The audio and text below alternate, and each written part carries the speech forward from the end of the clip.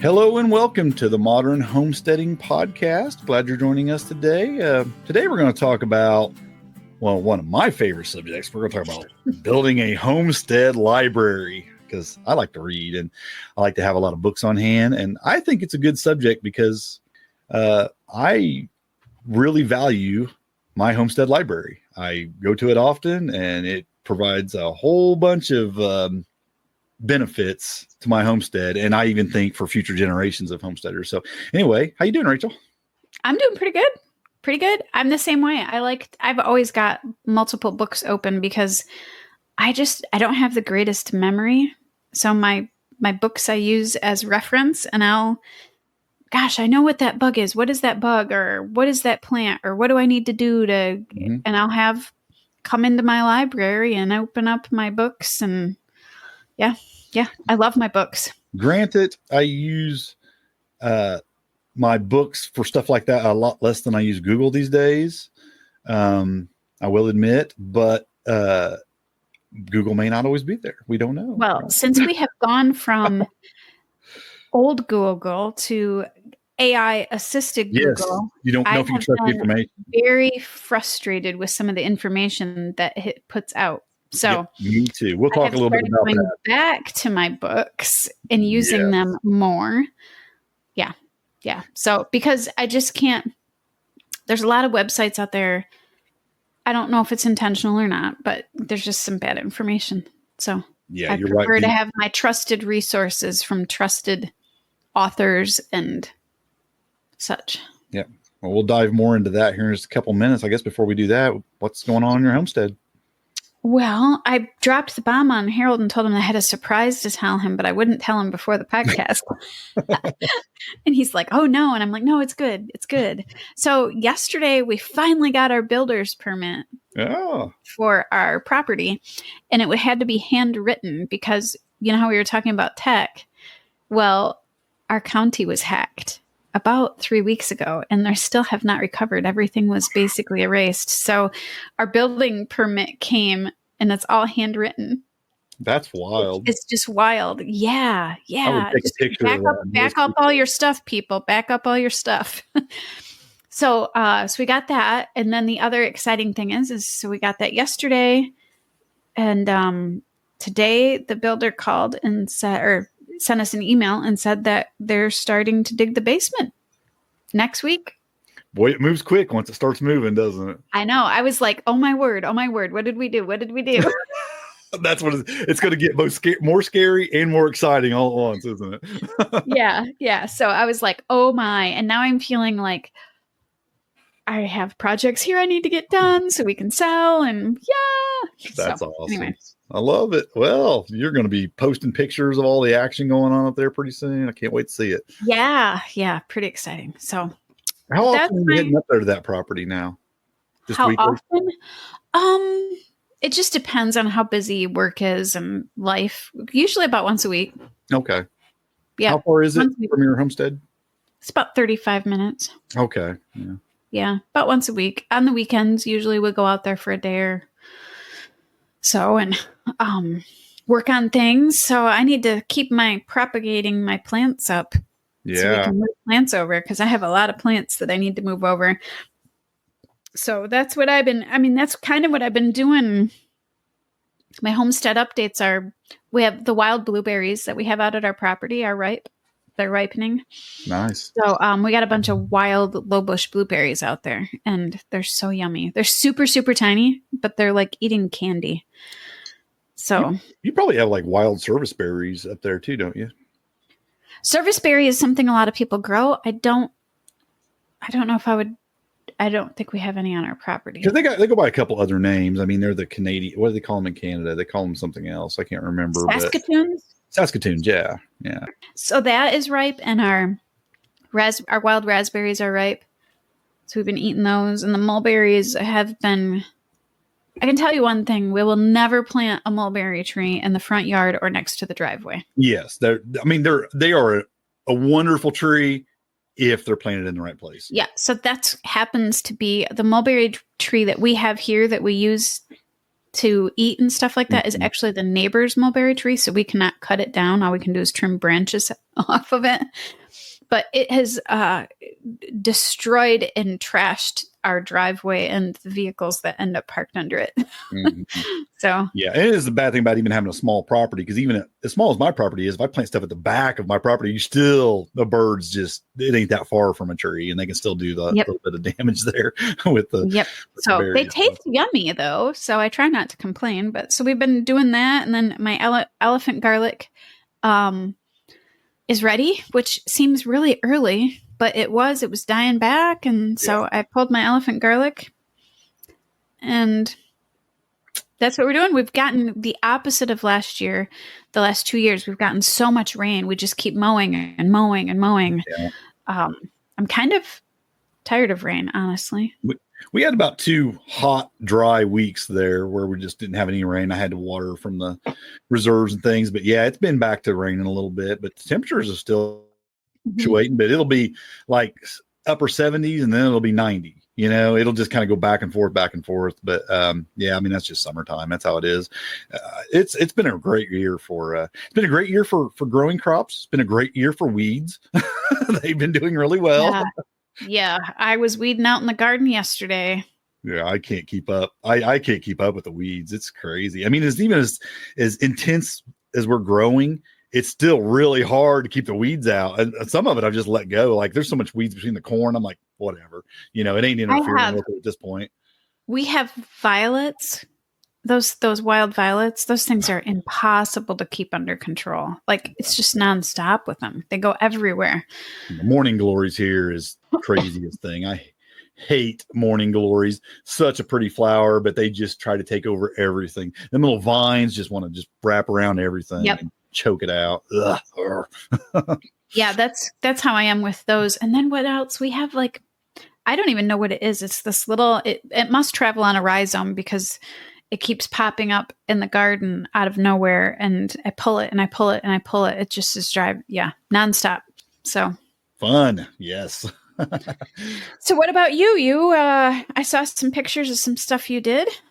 I went down. Me and my grandson went down to it was a little homesteading event called the Homesteaders Homecoming. It was a 3-day event. We went down on Saturday for a few hours, and it was fun. You know, they were doing some butchering classes there. My grandson was just really into that. If he'd have been any closer, he'd have been in the gut bucket. He was just right up there in the action, and he was sticking his face right in there. I'm like, hey, you need to back up a little bit. Let him have some room to work. And I can't see. He just wanted to get right up in there and watch all the killing and the cutting. You know, little boys. He's 7 years old, so he's really into it. But we watched quail and chicken butchering, and they had some bee demonstration stuff going on there. That was pretty cool. A couple of booths. There was one that had like a little glass hive, and you had to find the queen, and that was kind of fun. He was getting a kick out of that. There were some canning classes going on, like pressure canning meat and things. And then there was some talking about some like herbal remedy stuff, which was fun. I mean, there was some cool stuff going on, some really cool stuff going on. So we spent the day doing that. It was a good time. And I've been trying to really expand. We done last week, which hasn't came out yet, but it will by the time you hear this. We did a podcast on nitrogen fixers. And it got me really thinking, like, I don't have enough really nitrogen fixing trees and stuff. So I started some black locust seeds. Nice. Because I want to kind of work some of them in my guilds and just keep them low, like we talked about in that podcast. Where did you get those? Did you buy them or did you collect them? I collected them. Okay. Yeah, I just found some old pods and got seeds out and scuffed them up. Nice. And hopefully I think they looked like they were probably more than a year old. So I think they were probably already cold stratified and stuff. And then I got some more pawpaw seeds. Now that's not a nitrogen fixer, but I've been needing more pawpaw because I only have one pawpaw tree and you need two. Okay. Yeah. To get fruit, and I want fruit. So I found some pawpaw seeds and I got those planted, and then I planted some more sea berry or sea buckthorn. Oh, nice. Because I wanted to get some of those going, and I planted some gumi seeds because I don't have any gumi. I don't either. Or whatever. And I planted a tray of those to try to get some of those going. So I'm just trying to get some more nitrogen fixing trees and some other different kinds of trees going. But I'm going to proceed because, as you know, it's expensive to buy trees. Yeah. But That's why I've been air laying and trying to find seed because it is. Seeds so are way expensive. cheaper. It's a little more of a challenge and a little more time involved and, just a little more patience, but so much cheaper. And if you get a bunch for a really It does low take cost. longer though, It does. unfortunately. That's why that's what's nice about the air layering is you kind of speed up that process. But it's just, it's a way to save money. It's like when you save your seeds or when you save your garlic. Yep. Yeah. So hopefully I can get those to take off and get some of those trees going, get more trees that I want and getting a couple. I actually don't have any black locust on the property. And I thought, well, I wanted some black locust, I think, in I don't either. fields, and I could just keep them lower than my other trees and just do what we were talked about in that last podcast. See, the bad thing about this podcast is some people think you start a podcast to make some money, and this podcast actually costs me a lot of money because we come up with these ideas, and then I'm like, oh, I got to go do that, or I got to buy this book, or like today we're going to talk about all these books, and I'm going to be like, okay, you're going to mention a bunch of books I don't have, and then I'm going to go out and spend a bunch of money buying these books that you have, and exactly. That's why I'm like, oh no, I have already in my research. You know how Amazon is when you click on a book to get the link, it always has suggestions. I already have some in my cart. Yeah, I see. Advantage I had looking at this, our notes that you were putting on your books, and I thought, okay, and some of them were out of print books, and I thought, well, I'm going to go try to find all the cheaper copies before anybody else gets them. So I've already got a couple ordered on the way. You have the free one of those books that I put out, I bought not very long ago, and then when I went to look it up, I was like, "Oh my word, that thing's expensive now." I see you put that in the notes, even, but then I found it on eBay for like $29. So there you go. Anyway, but I'm building a solar dehydrator right now. I saw that. And how exciting! I'm with it. I got a little ways to go on it. I thought I was going to be able to build it entirely out of scrap material, but I'm missing a couple boards that I'm going to need that I don't have any. That's big Are you enough. Following a pattern or making your own? No. It's just I'm just winging it as I go, figuring it out. I mean, I've looked at a bunch of pictures, and the one that Permies at Wheaton Labs. Okay. They have one that I like the design. They got I don't know if anybody's ever looked up solar dehydrators. You have these ones that are kind of like tall on the back, and then you have the solar catcher is really low to the ground and long and really sticks out far at the bottom. But then Wheaton Labs has designed one where it's the solar catcher is a little bit closer, and it dumps the hot air in actually at the top, and then it goes down and vents. It goes down like a chimney. The inner wall is basically a chimney, and it creates this draft flow through the inner wall. And that's actually the design I'm going with a little bit more. Only I'm doing a little bit different, and because I'm trying to pull a little more air through it, I actually did put a solar powered little fan at the bottom to pull the draft through a little bit better. Just because I just want it to move a little bit more air through it. It should be an interesting design. I want to see what it actually turns into. Yeah, I'm excited to see how it works. Well it works. And so I gathered a lot of materials. I was trying to just use that. Do you guys get a lot of humidity where you're at? We can. It just depends. Yeah, see, that's what I'm worried. Like, how is one of those going to work with the amount of humidity? Part of the reason I wanted to put the fan in to just try to pull more air through and keep it circulating a little better. So I thought if it was more just natural, it might pull in a little bit too much humidity if that air is just sitting in there. But if you keep that fan, that little solar fan going, it should keep enough airflow that it really reduces that. So it was part of my thought process on that. We'll see. I'm just going to keep an eye on it, see how it goes. Because the main reason I want to do this is because I love drying fruit like pears and apples. But and I love it so much. And I have so much here. I have so many pears, so many apples. But my little electric dehydrator, 5-tray dehydrator, it just can't keep up. I mean, 24/7, and I can't keep enough of it. I can't do enough of it to benefit to make it worth it. This thing will hold a ton. And like one apple is a tray in a 5-tray dehydrator. Yes, I don't even know if you can get a whole apple on one tray. I mean, I know it's a lot. I mean, and they're going nonstop, and then on top of it, you got your electric bill. These trays are going to be almost 2 feet. No, about almost 2 feet wide and almost 3 feet long. Wow! And there's going to be like 8 of them in there. So I'll be able to get a lot of. What are you using for screen material?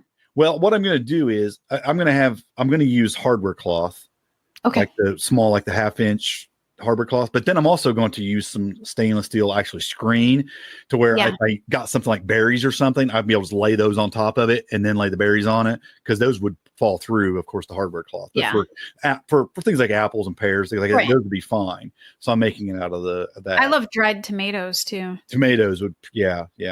So it's just, and so I'm kind of like really trying to get that done pretty fast. So in the next few days, I'm gonna try to have that done. Yeah, you're going to be able to use it soon. Because it's time. Yeah, I need to be. I've got things hanging out there in a just air drying right now that could be in a dehydrator, right now. So, yeah, I'm ready. Anyway, that's kind of what's going on around here. Yeah, lots of stuff. Always. I always think, what am I doing whenever you ask me that, and I can never think of anything. And then we get to talking and it's like, well, I'm doing this and this and this and this. Oh yeah. We could turn the entire podcast into just things we're doing if we wanted to, but let's not do that. Let's jump into our topic of building a homestead library.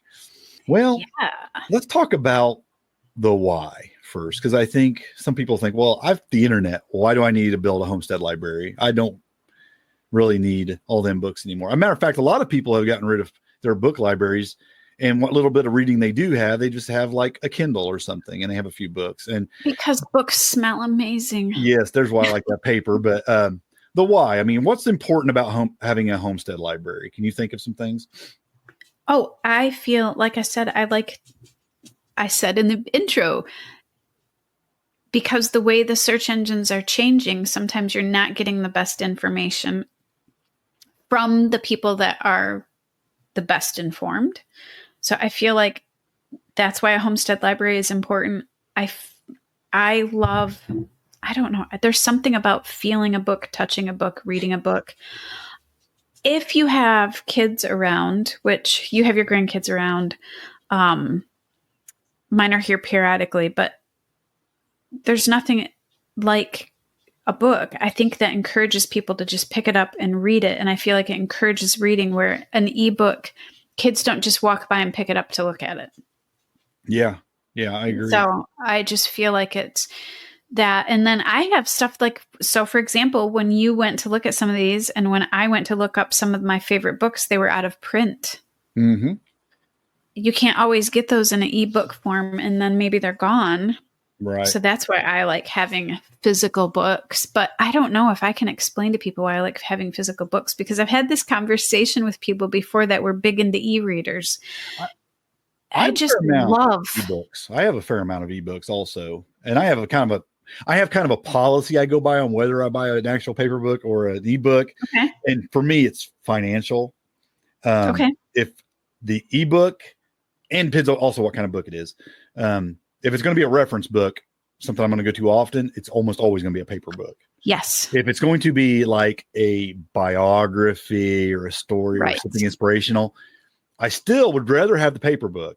But if the ebook version, the Kindle version, is less than half price of the paper book, I will generally go with the Kindle version. Okay.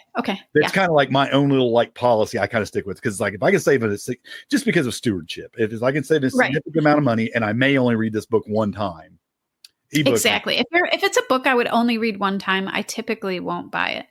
So have you ever lost any of your ebooks? Because I know a lot of people that have lost ebooks. I don't, because I'm pretty good about saving. I buy them and I save a hard copy on my hard drive. Okay. Yeah. I've heard of people losing ebooks when they canceled a subscription or. Yeah. With Kindle, with Amazon, you have access to the library and you can download them onto your hard drive as well. So I like that. And I do a lot definitely download them onto your hard drive and back up your hard drive. I do a lot of PDFs too. And you can actually upload. The thing is, to get them on a Kindle, to get them actually on a Kindle, you have to upload them to Amazon, right? And you have to have them on the Amazon library. Well, I actually have a few PDF links in today for books that you can't necessarily get printed. They're free PDFs. So even though I don't buy a lot of ebooks, I actually do have considerable amount of out of print ebooks. Yeah. So yeah. You can upload PDFs to the Kindle library and then read them on your Kindle, which is pretty cool. And I got a Kindle Paperwhite. It's called Paperwhite, a Kindle Paperwhite, I think it's called. And I mean, I love reading it. It's like at night in bed or at a camp, sitting around a campfire. How old is yours? Because my Kindle will Right. no longer let me download books to it, but it's very old. Mine's only, I bought a new one about 3 years ago, probably. Yeah. 4 years ago, maybe. It's a paper white. And I love reading. It doesn't hurt your eyes. It doesn't have no glare or anything. It's like, it looks like reading on paper almost. Right.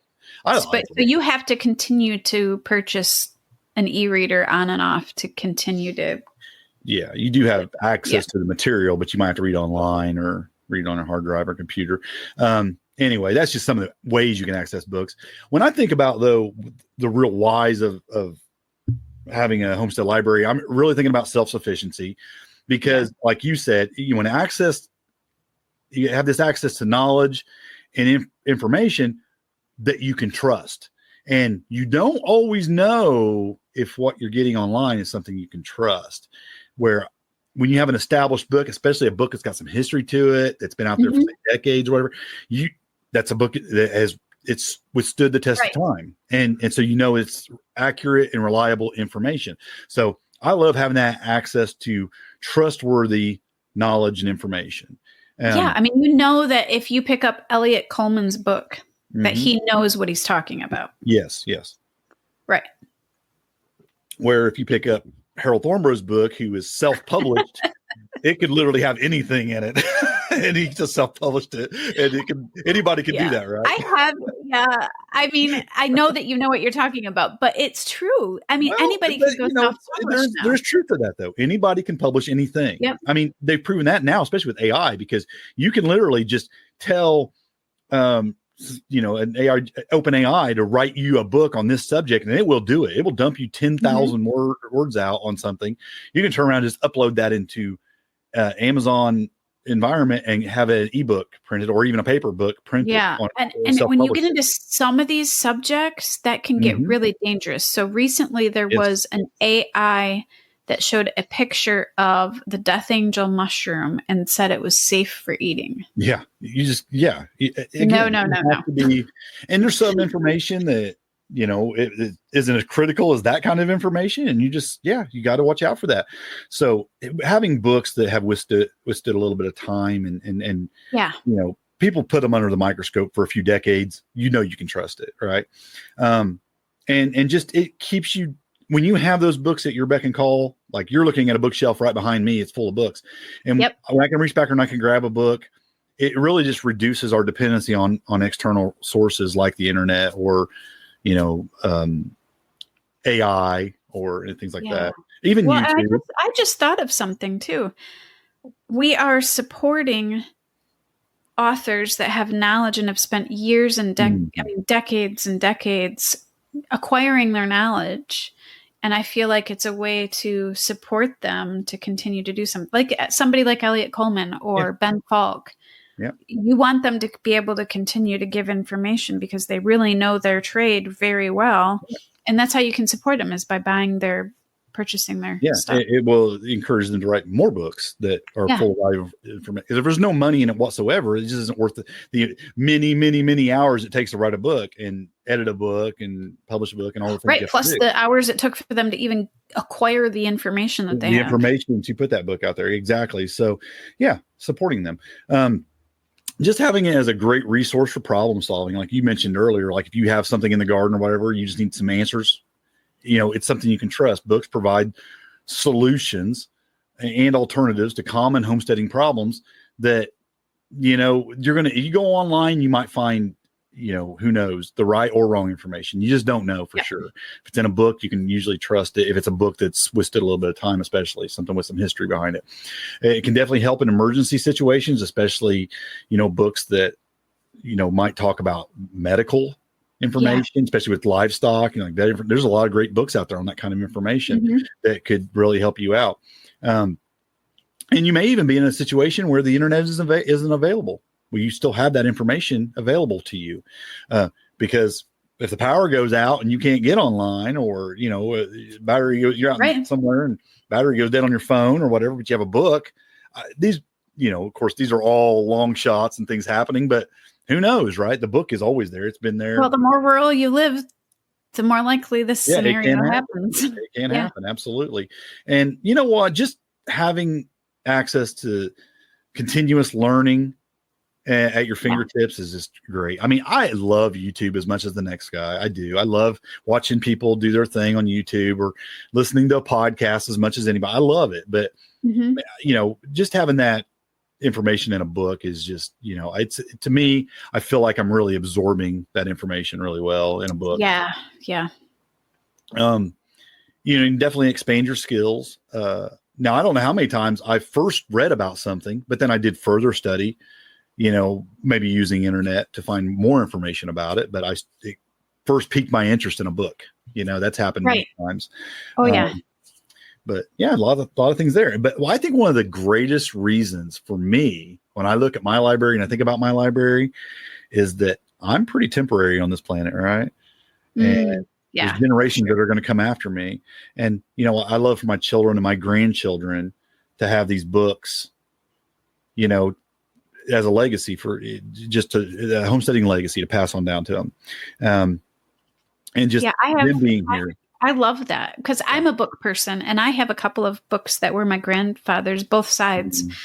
And I treasure those because I feel like both of my grandfathers were very frugal. And if they spent the money on a book and they kept it around, it was something they loved. And so sitting there reading that, realizing that they took the time to read it, I just love that. See, I wish I had things that came down to me like that in book form. I'm kind of like first generation library builder. So I'm thinking about just, my grandkids even. Well, none of my grandparents had libraries. I mean, other than their Bibles or something, but I definitely have a library and my library is considerably smaller than it was when I was homeschooling, but I'm building it now in a different way. I used to have a bigger library at one point too, but it was different kinds of books. It's more homesteading. I mean, there's a lot of homesteading books now for sure. Well, I mean, so there's a lot of reasons to build a homestead library. I mean, if you just really enjoy reading too, I just enjoy reading. I love reading. I find it inspirational, educational. I mean, all the reasons. I've loved reading since I was a little kid. Like as soon as I learned how to read, I would go to the library all the time. I've always been a book person, always. And I just love having books in my possession. I love it.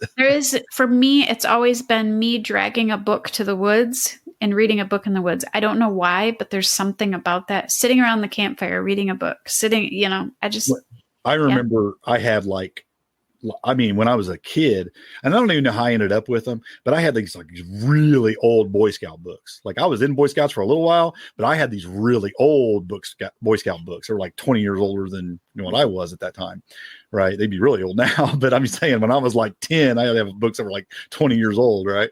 These Boy Scout manuals. And I remember I hardly ever went to the woods where I didn't have one of those books with me. So I was like, and I remember having all these plant books and insect books and animal books. And I had books on like tracks and all kinds of stuff. And I'd be out in the woods, like trying to figure all this stuff out. It was a blast. I loved it. Exactly. That's what I do now. I'm like 4-year-old. Well, Yeah. I was just out in the woods. I was just out on a trail walk the other day. And I had that, which I'll mention it later, Samuel Thayer, I think is his name, book on foraging. And I was looking for plants and things in that book. I love that. Yeah. That was fun. Exactly. So anyway, those are all the reasons. But let's talk about now building a library, because one thing I'll admit is I've probably spent a little more at times than I should have buying books. We should have put a few resources in here. We, of course, have linked to Amazon, but there's other resources. Yes. Amazon, mostly we're just showing you the books. Yep. Always browse around. Look, you do not have to buy through our links. Sometimes you can find a lot of good deals on eBay, or there's that eBooks, and there's another eBooks. There's thrift books. You can find a lot of good. We have a local place that ships all over the country. It's called Blue Vase Books. There's a bunch of different places where you can find some used books. And if you like eBooks, some of these older books that I have put in here before copyright, those are available usually for free PDF through like archive.org. Yeah. So you look for books like that as well. I actually, what's funny is our library, I don't know if your library does it, for a lot of libraries does this, but they have a bookstore in the library where they're getting rid of the old books. Where they get rid of stuff. Oh, man, that's you can buy those so cheap. They're $1 for hardcovers here. It is so dangerous. I've seen them as low as $0.25, and the most I think I've ever seen is like $3. It's so dangerous for me. Oh, I know. I've walked in there and spent $10 and walked out with, I mean, like I had to make like several trips back and forth to the car to get all the books out there. It's bad. Yeah, it's bad. And I've bought a lot of books, and but every once in a while, like you'll go in there, sometimes you won't find anything you want. Sometimes you'll go in there and it's like they cleaned out a section just that you were looking for on gardening or something. Oh yeah. And it's like, oh my gosh, I got to have all these. So I got that Seed Savers Exchange has their seed saving book. I can't remember what it's called. It's Seed something. Anyways, it's like a $40 book. I got that used on, I think, Thrift Books because the cover was ripped pretty badly, but I'll just tape it for like, I don't know, $6. I mean, yeah. You can find some deals. The first thing you want to do is really just figure out what the categories, and we're going to break down the categories here in a little bit, kind of like what we think. We're going to recommend a couple books. Rachel got a little carried away, went more than a couple books on some of them. I had a hard time. Books in some different categories that we feel like are some good categories to build books in. So basically we're going to say, start with the essentials, figure out the categories, the key areas of interest that you're going to have. And then, kind of start maybe getting a couple books in each one of those categories to begin your library. And that way you start kind of getting some depth and breadth of your library as far as different kinds of topics, different kinds of categories for a homestead library. So just kind of figure out what you might be looking for, so you know where to start investing your money or your time looking for in those topics. Right. Budgeting, though, it's real easy to go overboard and spend too much on books. So you really just kind of limit yourself, set yourself a budget and say, I'm going to spend this much this month on a couple books, and just write a budget, wait another month or something, figure out a budget to spend on books, because it can be very expensive. I have a couple books that, there's a lot of them that are, I've bought books that are about $100 for one book before. There's one book in here that I didn't realize is over $100 now. And when I bought it, it was like $25. Yeah, there's some like that. I mean, that 2-set volume set that I'm going to mention later, it's like $90 set for 2 books. I mean, some of them can be really expensive, but I feel like they're worth it, or I wouldn't have paid that much for them, Yeah. I'm a bad influence on you because I'm pretty sure in the last 3 podcasts, every time I've mentioned a book, you may have bought it. I think I did. I think I showed you a picture and said, hey, I got it. Look. But that's okay. But I'm telling you what, a couple of them have turned into be really good. Like I'm reading the one right here. It's sitting right here beside me and I'm almost done with it. And I love that book. That's been a great book. So it's real easy to go overboard and spend too much. And there's times I have definitely broke my budget when I wanted some books and I've went too far. But yeah, look for secondhand, look for library sales, look for online resources, play the budget, spend as little as you have to get those books. Win contests like I did a while back. Chelsea Green. Yeah, you won a huge contest. They gave away I don't know, what was there, like 7-8 books or something, real nice expensive books. I benefited from that. Thank you. Yeah, you got a couple books out of it, didn't you? And just be real picky about the books you're going to spend the money on too, kind of curate and organize and figure out. And another good way to do that is before you buy, you might go to a library and say, is this a book that I want to spend $30 or $40 on? Let me go see first. Let me spend some time with this book. Okay, this is a good book. Or you might go, hey, you know what? It wasn't all that great. Saved myself $30 or whatever, and I didn't buy it. Or borrow it from somebody. You got a friend who's a homesteader that's got these books, borrow it, spend some time in it and go, I don't really need it. Or you say, wow, that was a great book. I think I want this one on my shelf. And that right there can save you a lot of money, because you might figure out there's a bunch of books you don't want. And you know what? There's some really good books out there that some people will like and some people will go, it's not my thing. I think about that like with cookbooks. We have a section here with cookbooks, and it was kind of hard for me because I don't cook anything gluten in my house.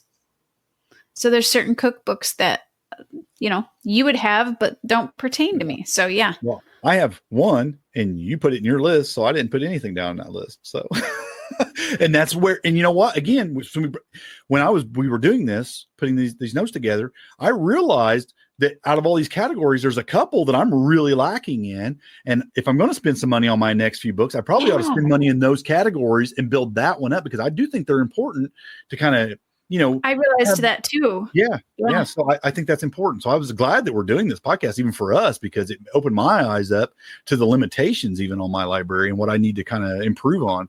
The booksellers are getting excited. Harold's coming with his money. Yeah, I always am though. They stay excited when I'm out looking for books. Bookshelves. When you're building a library, one of the things you have to consider is, where am I going to put this library? And it's why a lot of people have went to eBooks and things, because let me tell you, it has been one of my bigger dilemmas as a where to put them all. Where do you put your book? There's at times I've had them in boxes stacked up because I didn't have any place for them until I built more shelves. And so having shelving is tough sometimes, because it's really, books take up a lot of space. And if you want them in a way that's easily accessible, putting up some nice shelving and stuff is part of it. And then I've actually went as far as to catalog a lot of mine and stuff, and I have them in cataloged, and I even use some digital, computer software to catalog mine to find them.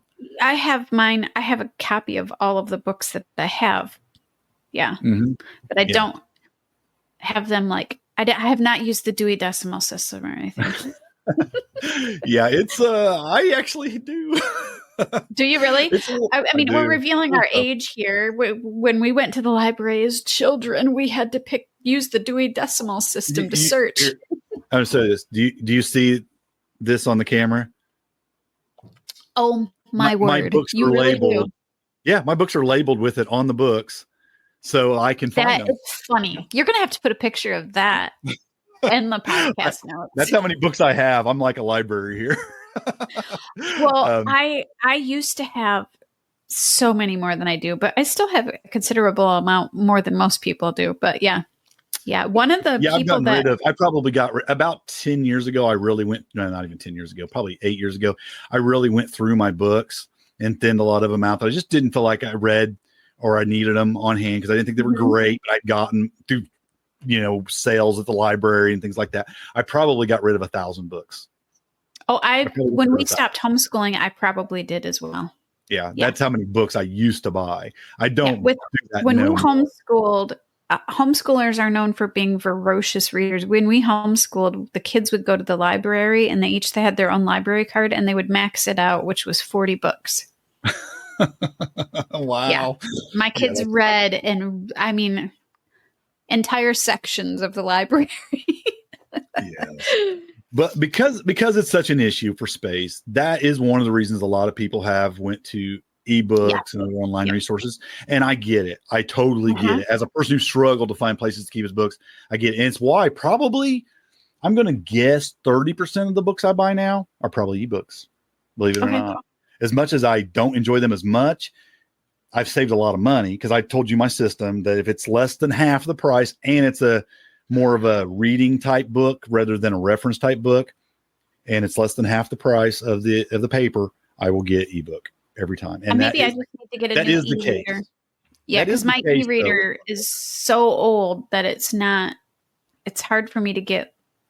I have to purchase through Amazon to get a book, but I can't get the PDFs to come over. Just want to make sure you are able to back your books up on a hard drive, and maybe even a backup hard drive, so you'll always have access to them and be able to at least bring them up on a computer and read them. Yep, for sure. So anyway, that's kind of the why and the how of building a library. So let's jump into the fun part, and that's breaking down these categories of books. And let's mention a couple of books in a piece in each category, and let's give some folks some ideas. Maybe they're just getting started with a library, or maybe they've been doing a little bit, but they don't have that many books. Let's give people a few ideas. And a lot of these books we've mentioned before on previous podcasts at different times. Some of them we haven't, but some of them we have, and just how we break ours down to different categories.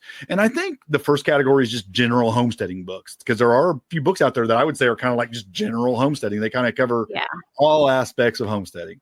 And what did you have in as far as book recommendations? I had in here The Independent Farmstead by the Dohertys, which I've suggested before.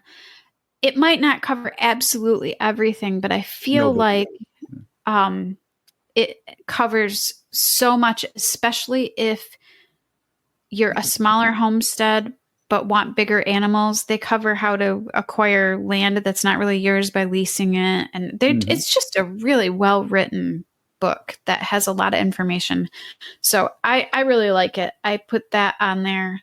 And of course, I put The Ultimate Guide to Homesteading and Encyclopedia of Independent Living by Nicole Ferries. I don't have that. That's a pretty common book. Like if you go to a homestead meetup where there's a bookseller, it's almost always there.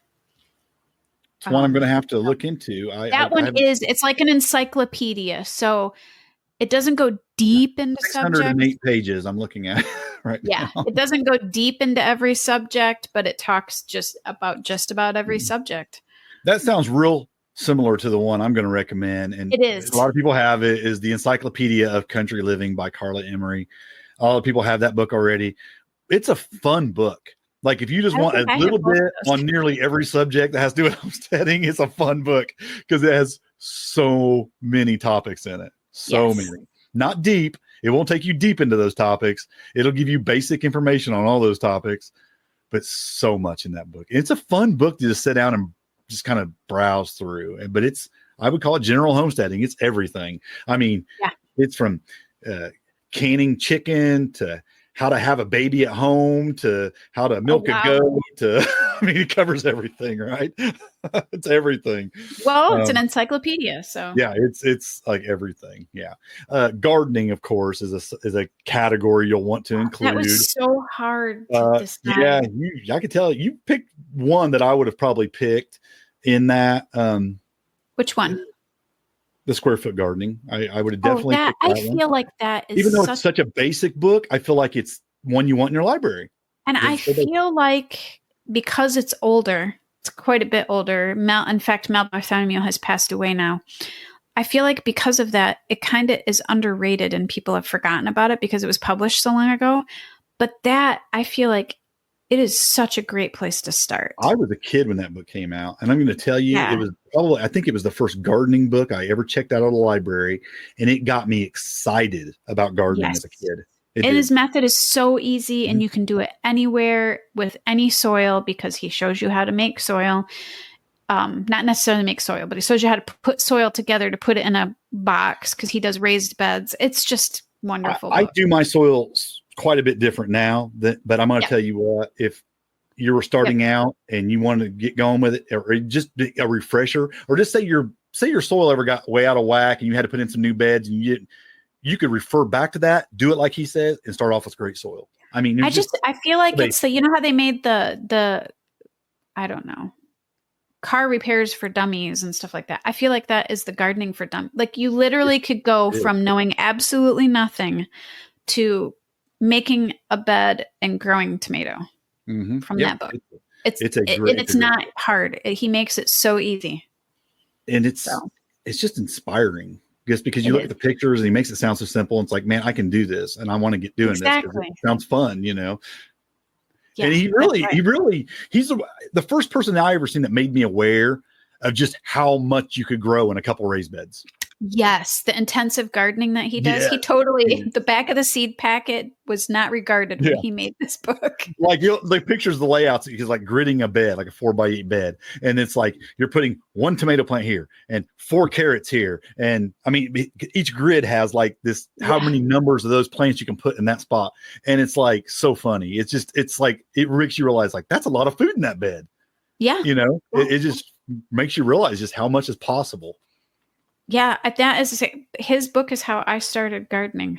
Like, we literally built the beds, did the soil, put the plants in exactly how he said from that book. Yeah, and that was like 30 years ago. And even though I've been gardening as long as I have, it's still a book that, like, when we're talking about it, it's like, yep, that's one I would want on my shelf forever. Yeah, I have two because my kids said they were going to fight over it. So I found one at a yard sale and I bought another one.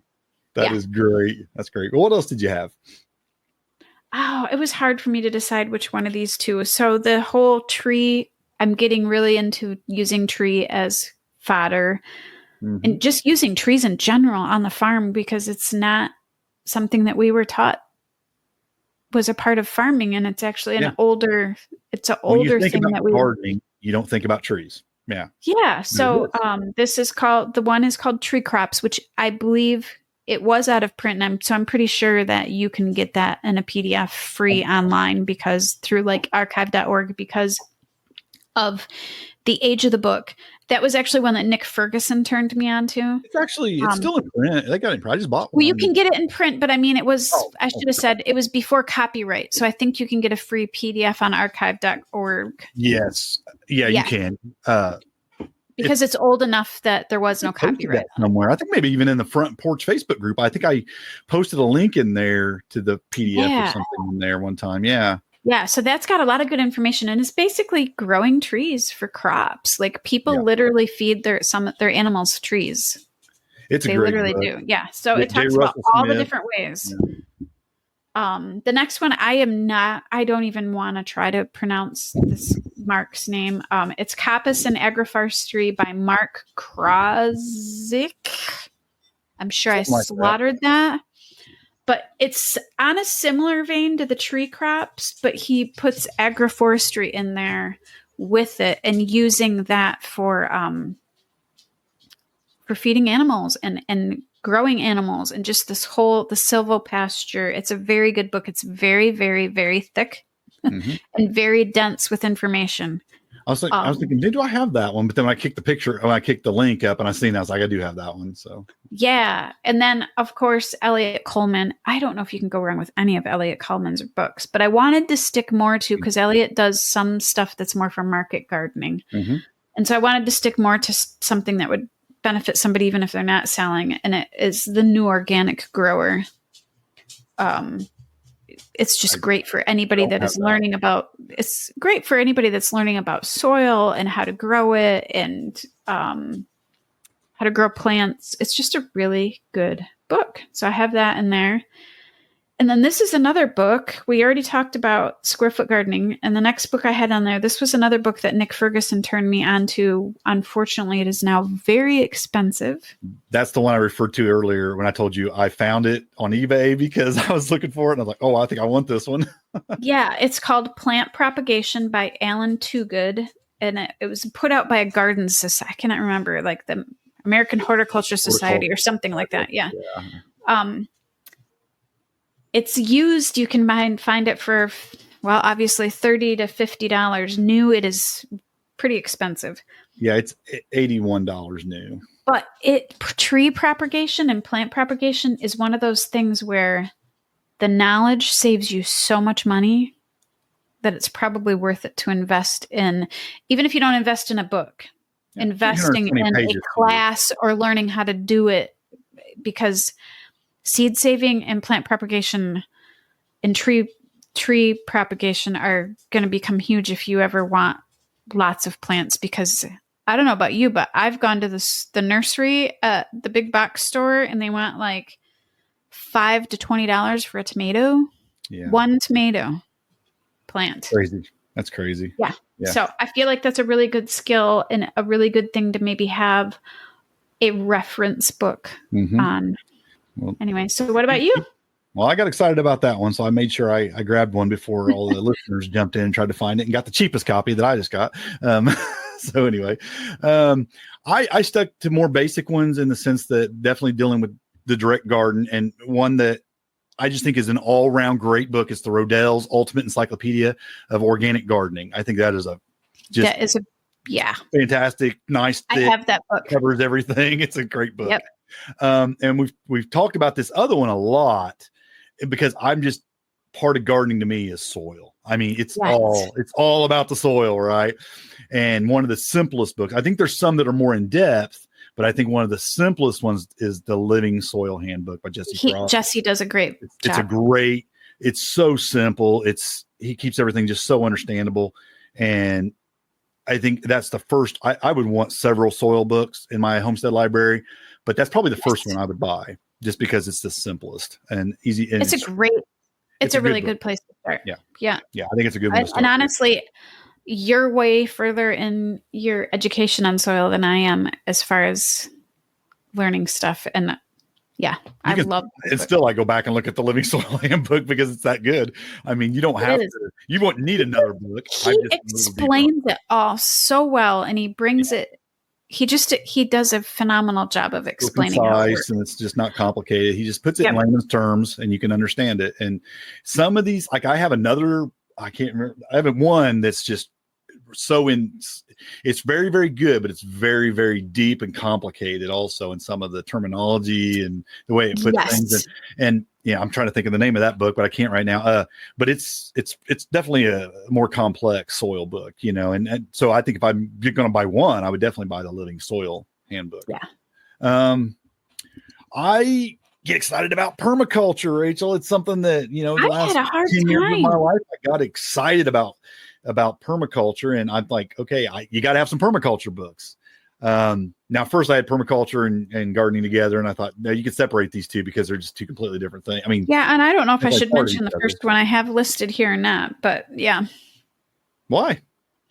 Because it's not technically all I mean, it's orchard type stuff. Yeah, but I think holistic. I mean, I think it uses permaculture techniques. Yes, he does. Yeah. Okay. Let's put it out. The Holistic Orchard by Phillips. Why can't I remember his first name? Mark, maybe?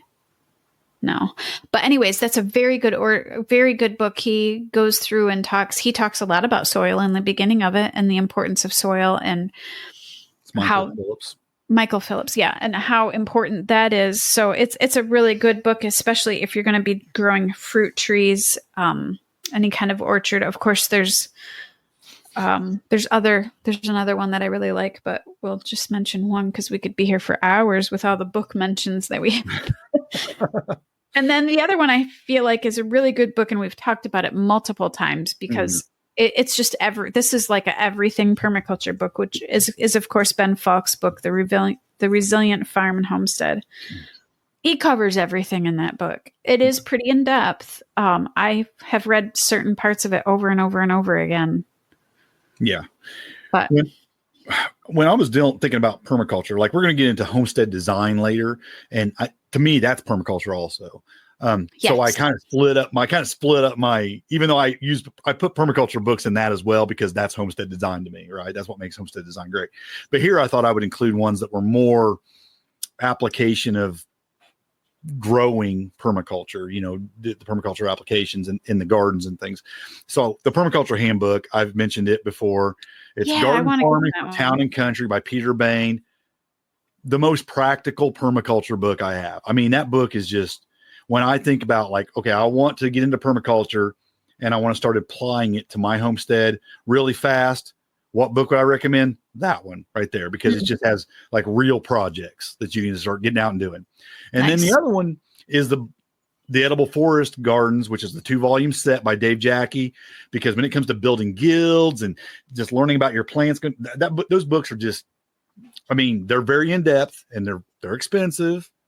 It's like $90 for a couple of those books, but they are going to be books that are going to be reference books that you can use for the rest of your life and keep going back to when you want to know a little something about, okay, what should I plant here? What should I consider with this plant, or how about the soil, or about whatever. I mean, they're just, when it comes to forest gardens, they are the Bible when it comes to that. They really are. Yeah. So those are my recommendations for permaculture, because I feel like when it comes to application of permaculture on your homestead, reference books, those are great ones. Animal husbandry. You had some really good recommendations here. And I mean, honestly, I was looking at it, I was like, well, because here's the thing. We could have listed like a separate, I think there's really good books on individual animals, but I was trying to think, okay, like in general, animal husbandry. So it was really hard to just mention one or two books here, because it's like, you're going to get a really good book on, say, cattle, a really good book on goats, a really good book on rabbits, a really good book on quail, whatever, chickens. So each is going to be an individual book usually. So it's really hard to find books that were kind of like broad on all. Yeah, on all of them. It is hard. Yeah. What do you have in this category? So I have a book that I used when I had chickens, and I really liked it. And we're going to be hopefully having chickens again soon, but, Avoid the Vet, How to Keep Your Birds Healthy and Happy. And it was by Kelsey Publishing. it was just a really good book. It gave tips on treating common issues like bumblefoot or mites, just things like that. And I really liked it because it was a little bit on the holistic side, which of course I lean toward. That's what I would want, yeah. And then healthy,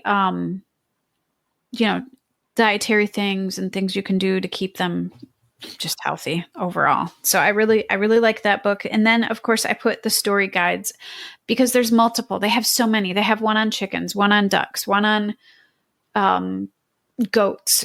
Story Publishing also has their huge encyclopedia of country living. I don't know what their title is, but they have a big book on that. So they're just kind of experts in all things homesteading. And then they have authors that will write for them under their, what would that be? Their brand stories. Right. And, so that link hopefully will take you to all of those story guides for different animals. Mm-hmm. And then this one I did for book club. I can't remember. Did we do it for book club here? I think we did it for maybe bakers or something. I did it for bakers. It is one of my favorite books. My book like this, it's not a very big book. It was written in it was written during the Second World War when they were having a problem getting food for people even. And by two guys that were, I believe one was a professor. These guys were like experts in their field. And they wrote this book together, these two pamphlets that they gave to people and now have been reprinted. So I'm sure you can find some of this information probably through archive.org or something like that. But it's just a really good book. It talks about all the alternative feeds and such that you can feed poultry and rabbits. And it's titled Keeping Poultry and Rabbits on Scraps. Yeah, and the title is a little misleading because it sounds like you're just feeding them kitchen scraps. Okay. But some of these, they actually talk about growing potatoes for your chickens. Or it gets into all sorts of really crazy stuff that you just never would think to feed chickens and rabbits. Yeah, interesting. So, interesting. Yeah, I've never heard of that before. That'd be an interesting one. Yeah. Well, because you went more in the animal husbandry on like caring for them and feeding them, I thought I would kind of go to the other side of that and include a book on processing or butchering them. Nice. And this book called The Home Butcher, Simple Modern Techniques for Processing Beef, Lamb, Sheep, Goats, Pork, Poultry, and Fowl, Rabbit, Venison, and other games. It's just a complete book of just how to basically break them down, which I think is a really helpful book. That is helpful. Doing a lot of that. Have that on your shelf because you never know. If for some reason you can't get your animals somewhere to get them processed, it would be nice to have a book that will show you how to break them down and do all that yourself. So I think the last few years, it has been getting really hard to get your animal into a butcher. Plus, the price of that has gone up substantially. Yeah. Well, I think that's a good one to keep on the shelf just for a reference book in case you ever need it. So. This next one. You didn't have any book recommendations. I didn't have any suggestions. Well, I have a few books in this, but the two I recommended, I actually don't own, but I did buy them for my grandson because he really liked them. And I really like them, so I think I'm going to get them for myself as well because I think they're a great reference because he's so into hunting and stuff, that I thought these guides, they're the complete guide. Well, anyway, this is hunting, fishing, and trapping as was the category. Okay. There's a lot of books in those categories. I have several here, but I liked these two that I got him. So I included these two. And one is the complete guide to hunting, butchering, and cooking wild game. Now, volume 1 is big game. Okay. And volume 2 is small game and fowl. So, and basically, like I said, it's everything. It's how to hunt them, butcher them, cook them, all that. And all the different things. So it's really just fun. It had really great pictures in it of all that stuff. I love it when they have good pictures. Yeah, really good color pictures are horrible. I also had an old one that was my father-in-law's, and I think we have packed it and taken it to our storage unit. Yeah, those two books right there will cover pretty much anything you're going to do hunting and fishing, or not fishing, hunting on hunting animals. There's a ton on fishing. There's tons of books out there on trapping. If you're into that, those are books that'd be really, I could see them having really, especially if you have like kids, they love books like that. They're going to spend the time in the woods making little traps and things. Oh, those books are fun. Those books are fun. When I was a kid, that was like my favorite types of books. I loved books like that. So anyway, I think those are valuable and they have their place if that's something you're at all interested in. And like I said, just being able to know how to break down different animals and cook them, I think is an important skill. For sure. And the next one, I think every homesteader definitely should have some books, and you have quite a few listed here, is food preservation. Techniques for canning, fermenting, drying, storing food. I mean, those are great reference books because you cannot possibly retain all that from your year, because you might do some different things on different years. You're not going to retain a lot of that knowledge for a year. When it comes around time to do that again. Start to get some of it mixed up. Like, was it 10 minutes or 15 minutes at 10 pounds of pressure or 15 pounds of pressure? Yeah. So you need to, it's almost like looking up recipes or something. You need to go back and look at that. So having those books on hand that you can go back and look that information up is really, really handy. So tell us what you got here. So I have a book called, and I'm probably pronouncing this wrong because it's Italian. It's an Italian word, but salami. Well, if you're going to say Italian, you got to say it in an Italian accent. I can't. How about you do it? No, I don't want to offend nobody. I was going to let you do the offending. I don't have 1 Italian ounce in my body, so not Italian. I thought we're going to offend somebody. I should ask. I have in-law, or I have a niece-in-law that is. All of my Italian accents come from mafia movies, and I don't think that would come off real well. They make some great cured meat, though. Yes. That's what this book is.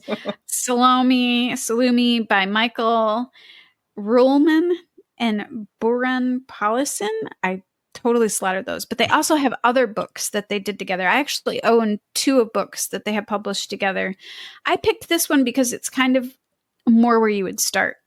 And it's just curing meat, making salami, making sausages. I mean, who does not? If you're a meat eater, who does not like those things? So it's a nice thing to have to learn how to do. I'm still learning it. I took my charcuterie class and I'm still learning. I'm still very much a beginner, but I do have some,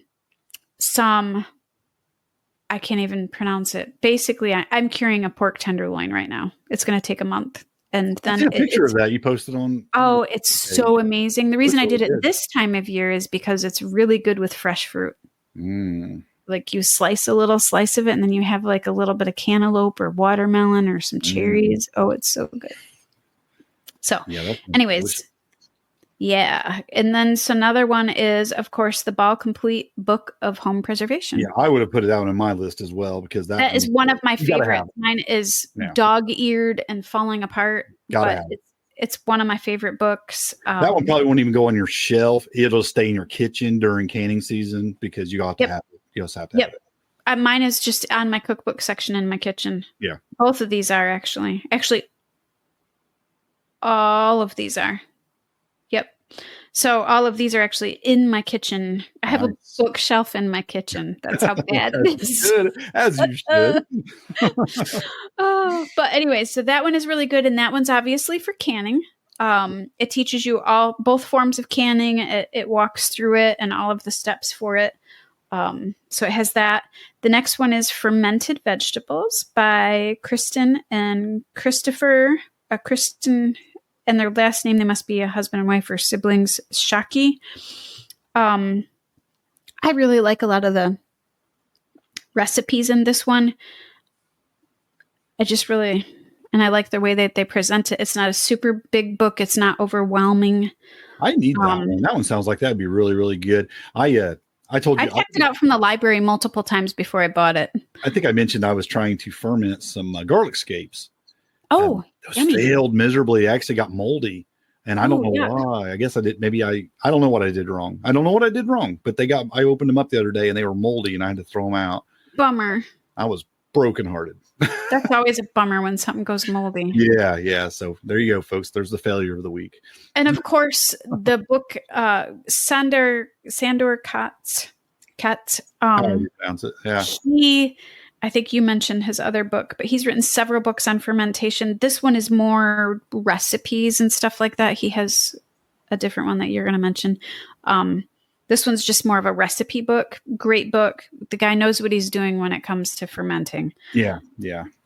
Another one that I have is Food Drying with an Attitude by Mary Bell. I just really like the book. What I like is she walks through all these steps and then she has recipes and she talks about powdering vegetables and making camping food. And I just love it. It's not a really thick book.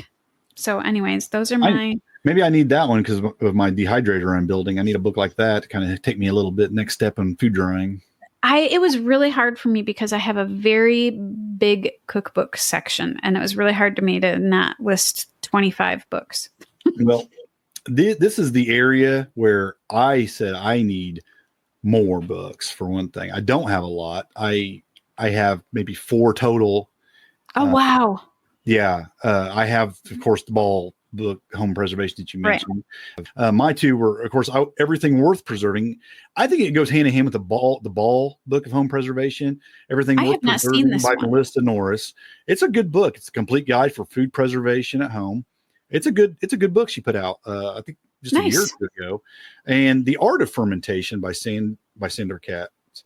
I think it's a really good one too. It is. That's a long one, but it's a really good book. Definitely more technical. It's a very technical book. It's definitely more of a reference book, but I like it. It's really good. But those are the 2 I had. I knew you'd have a lot more in food preservation than I have. I have pretty basic stuff. I need to expand on that. There's a couple categories I need to expand on, and that's one of them for sure. Self-sufficiency in DIY.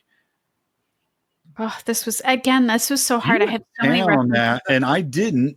And I guess the reason I didn't is because I was thinking in a little bit different realm than you. And you kind of went, and I like where you went with it because it definitely covers more of we think very differently. That's for repair stuff and things like that. And I was like, man, that's really good. And I guess I never looked at books for that stuff because I grew up doing all that stuff, and I didn't think about the books and that stuff that much. But you got some great stuff there. But I have these books like I'm a mechanic, so I have a lot of these auto repair manuals. I have them, but I don't think of them as part of my library. They're out in my garage on a shelf, Right. Ours, like my husband's one for his truck is actually in his truck. Yeah. Yeah. Like I have a whole, like in my garage, I have an entire shelf that's nothing but like auto repair manuals. Like I probably got about 40 or 50 manuals out there. But I don't even think of them as being part of my library. But then you put them in here and I'm like, yeah, that's my library too. I didn't even think about them. Yeah. But, well, I guess we thought different. We do think differently. I noticed that when we make podcast notes, how. Sorry. No, that's okay. I'm more like the all over the place. Your thoughts are really well organized, and you can tell that I'm the one with like ADD or something. But so I put in here, I think I'm saying it right, the Haynes repair manuals for vehicles. Yeah. They make them for just about everything. Now, I can't attest to what happens when cars get newer, some of the newer models, how these work, because we don't have newer cars. They're the same. Yeah, the Haynes and the Chiltons, they make 2 different kinds of manuals. Yeah, and our library actually has rows and rows of both of these that you don't have to buy them. You can check them out, yeah. Yep. I always buy one for whatever car I have, regardless. If I'm buying another car, I always get another one. Yeah, they're nice to have because they just give you so much. Even if you just have to pull the codes on your computer or something, it'll break down all that for you in there. It's just, it's just nice to have. Yep. So we have them for our vehicles. And like I said, your library has them. I think our library might even have them available online. Yeah. I think you can get them online. Yeah. Because they're so obviously something lots of people would use if everybody's got a Toyota Corolla or something. So anyway, the next one I have on here is Reader's Digest Complete Guide to Sewing. Interesting. And I know that it's very... I think it's an excellent suggestion. It walks you through very beginning to making a dress or making curtains or whatever. And maybe you don't ever do that, but those skills do help with like mending. And we have started buying, or I've started leaning towards buying maybe a little bit more expensive jeans. Like I have I started buying like Carhartt bib overalls because they last longer. And so when you start spending a little bit more money on, say, some Carhartt bib overalls or whatever else, you do tend to start to repair them when they do get ripped or something like that. So this sewing book actually would walk through all of that with you. Yeah, I'm looking at it right now. First published in 1976. That's pretty fun. I have a really old one, actually. Yeah. Yeah. I like it. I mean, anything more beyond putting a button on or sewing up a rip, I wouldn't know anything. Yeah. Well, and for us, one of the reasons I learned how to sew, which is going to sound awful, I'm really short. And every pair of pants that I own has to be hemmed every single time. And that's when I started learning how to sew. And my girls actually are better at it than me. They actually have their own sewing machines and have gone well beyond my ability. But they use these books to kind of teach themselves. Me and my grandkids, I was off work for a couple of days, and I had to keep 2 of my grandkids, and it was just me and them, and they were bored out of their minds. So we got out the sewing kits and we cut up some old shirts, and we made these old rag dolls, that is hilarious. I made my grandson like a dinosaur, and we made a teddy bear for my granddaughter, and we basically shoved them full of dirt.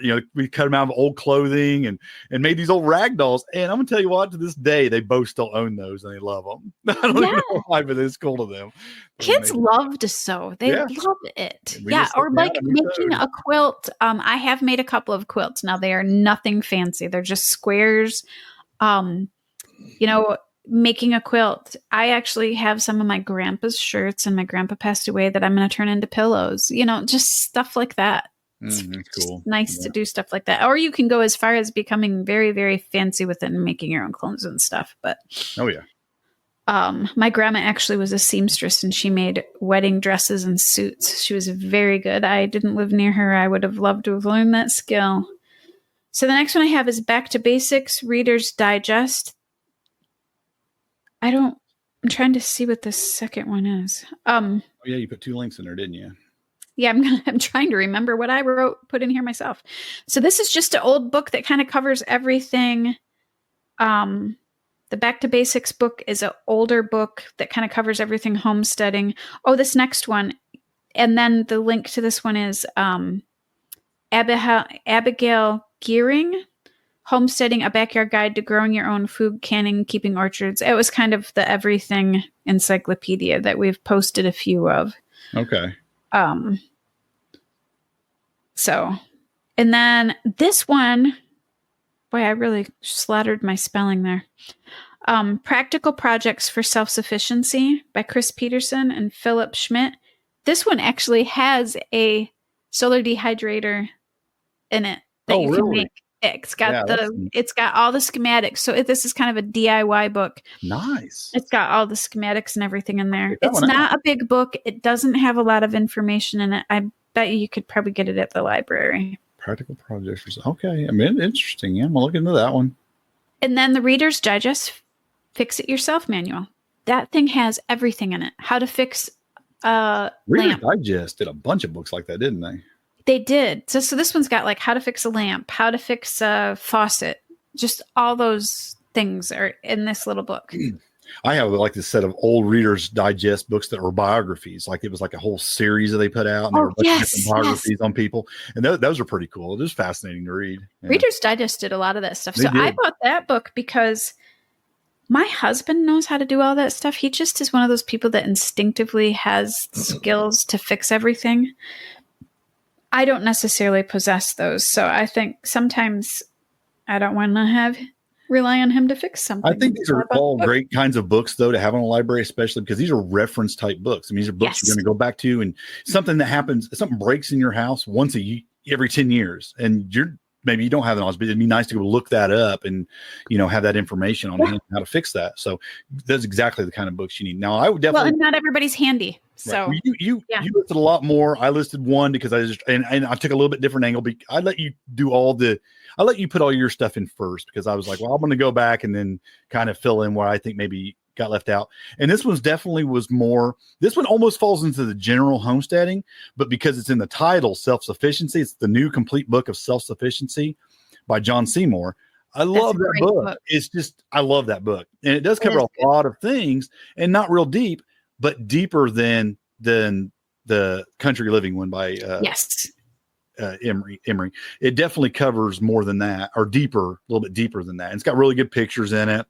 It's a good book. I've used that as like a reference book several times as well. So I kind of went that angle. Our next topic or category was foraging. Now, I recently just started. I mean, when I was a kid, I had a couple foraging books that were more general, and I've recently just started getting some more of those. I would like some more books on it because it's hard. You kind of almost need to find books like regional for your area too. Yeah.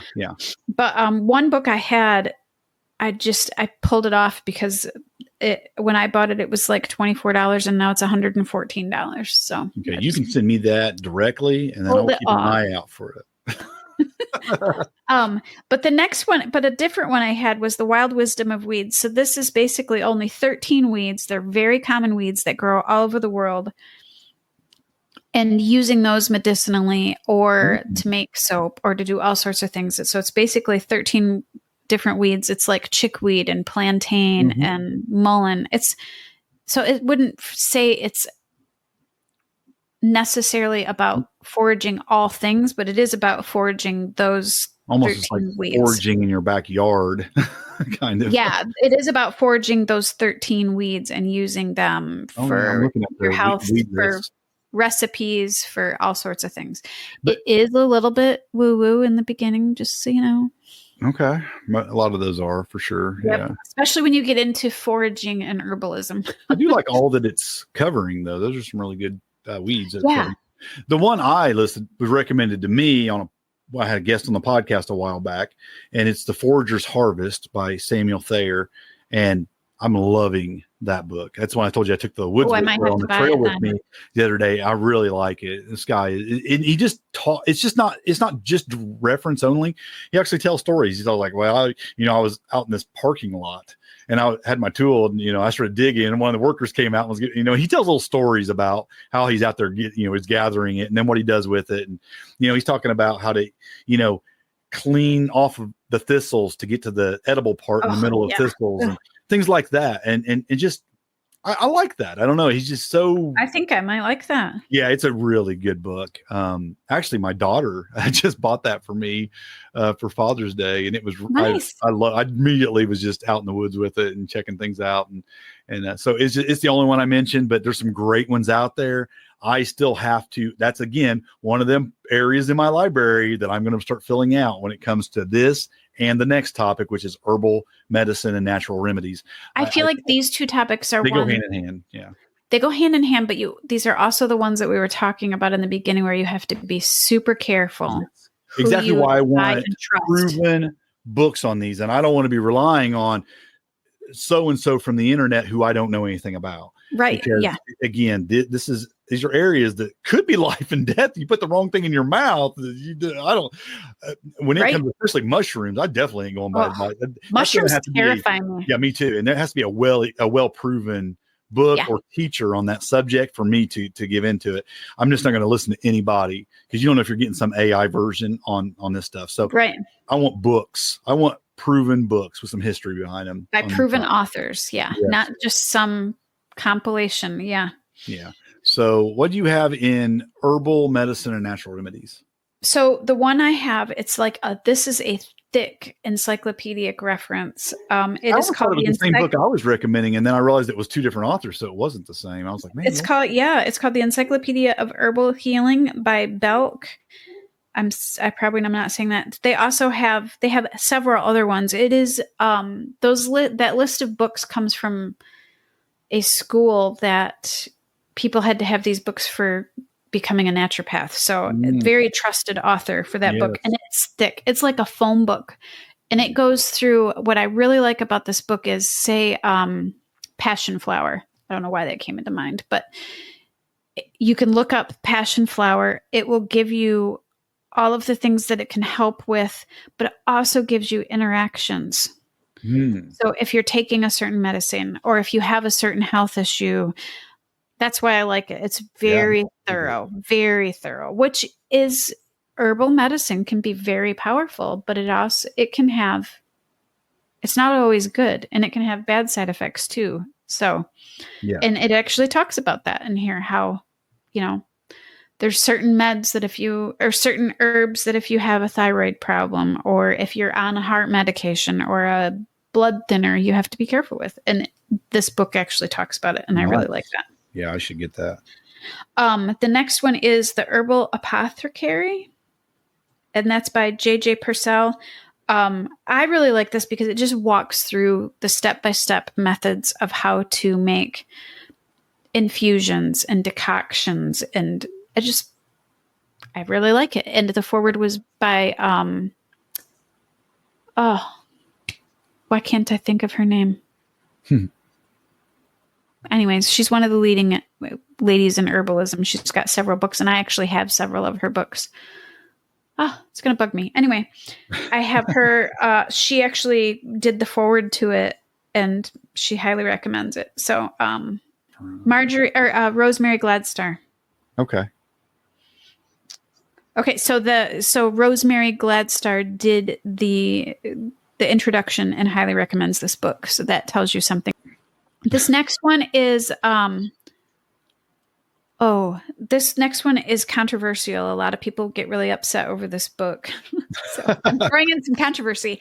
It's called The GAPS book, The GAPS Diet, which a lot of people have now heard of. It's called The Gut and Psychology Syndrome book. This is her original book. She's since written 3 more. It is one of the books that really helped me heal.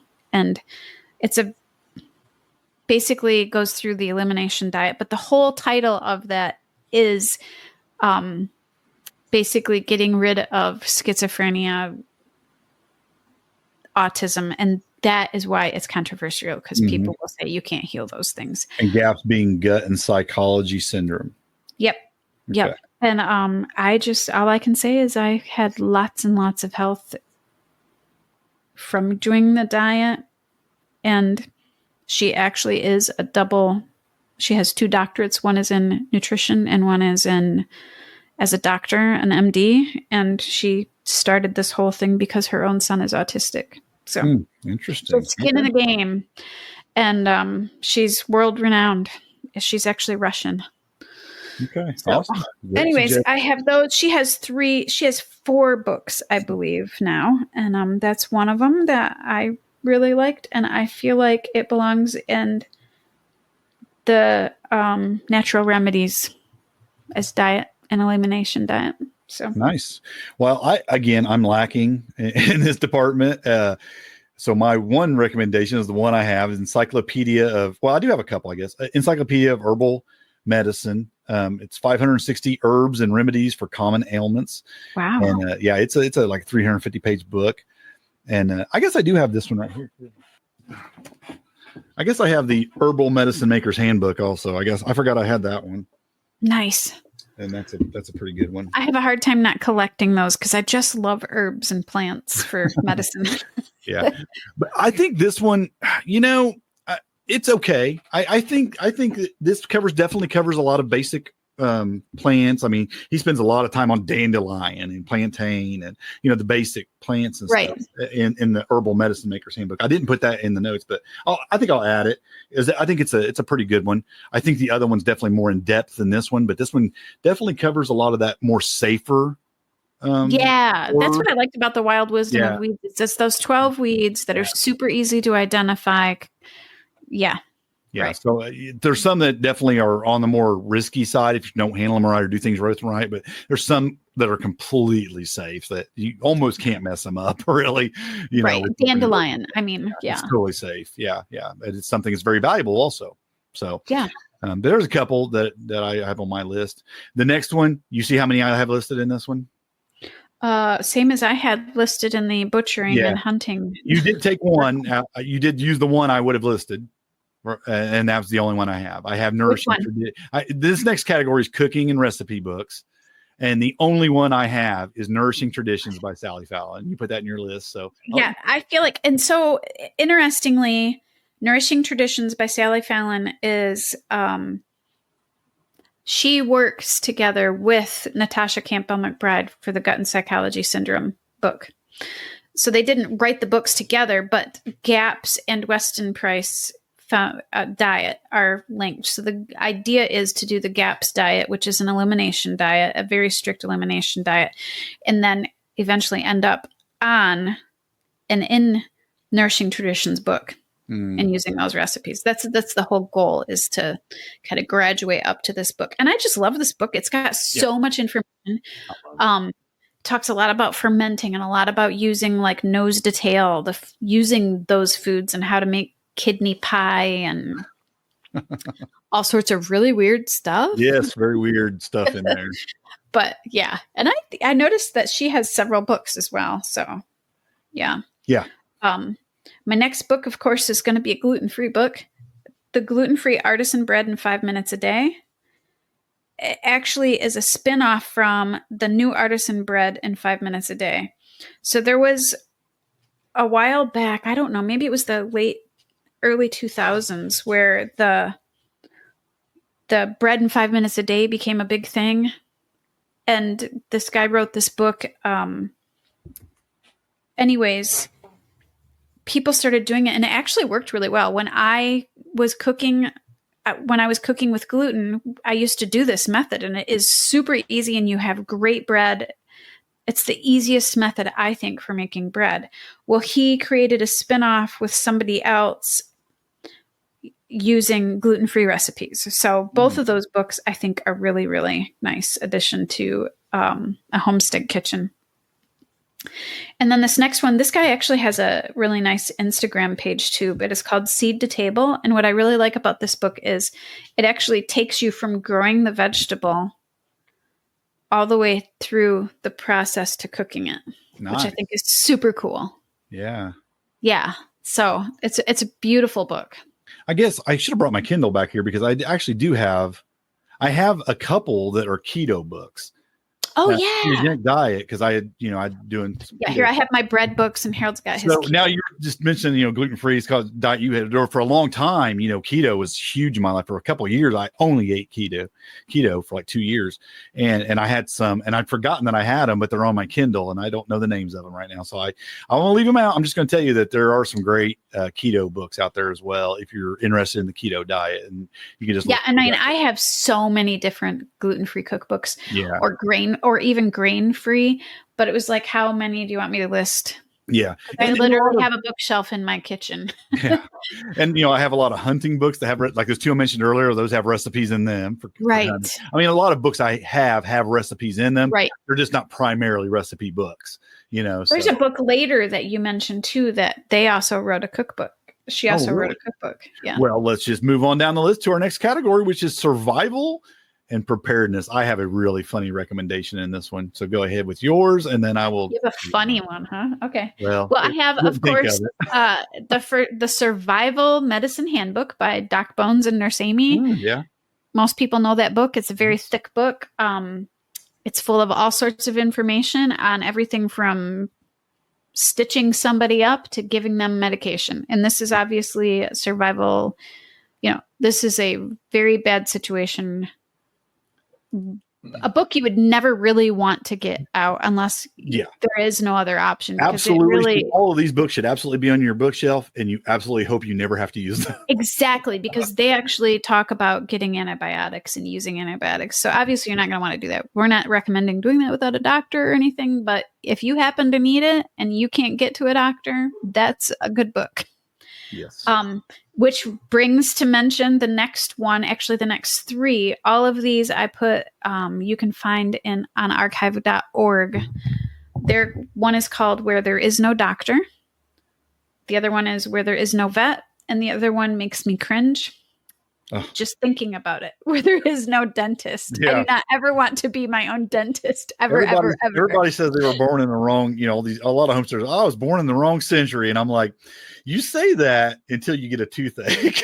Right. I mean, I don't know if there's enough alcohol to make it not hurt if somebody has to yank your tooth out with some pliers. Yes. Yeah. I just, I've had some pretty serious toothaches in the past. Right. I'm like, So these books, it's funny. These sound so prepper books, but where these books come from are actually these books. I think, if I remember correctly, they were written for people that are going to third world countries and helping people in third world countries. Because when you're in like Africa, there is no doctor, there is no vet, and there is no dentist. And so that's what these books basically were written for. It was like sustenance or ministry type thing where people go in and help people. So, and these are free PDFs. They're free PDFs. You can download them through archive.org. Yep. Okay. I have them downloaded onto my computer. I wonder if you can find them in actual book form, though. I wonder. I looked and looked and looked and could not find them. Now, if somebody can, please let us know. Definitely I've thought about just printing them. Yeah, it would be definitely worth downloading and keeping a copy on hand. Yeah, I've thought about actually printing them, but yeah. So there's those. I have found. Yeah. So, anyways. Well, because you were so practical. You were so practical in your choices on these books and so necessary. Now I see it. And I think that they are so dead on what you should absolutely have in your possession that when I think about survival and preparedness, I think about a book that was probably my favorite all-time book. I probably read it 20 times. I've probably listened to it in audiobook 20 or 30 times in my lifetime. And it's the book Robinson Crusoe. And it's not even, I mean, it's a novel. It's great though. I love it. We read it so many times. Yeah. But I feel like it is so inspirational when it comes to being a problem solver and a survivor and a prepper and everything, that it deals with all this in a story form. That it's my favorite book. And I was like, I can't leave it off here. Where does it fit? Oh, there's where it fits. It's my survival book. Robinson Crusoe is my. There you go. Well, it could have been in one down lower where it talks. It could have been less homesteading, more survival, because he's a survivor.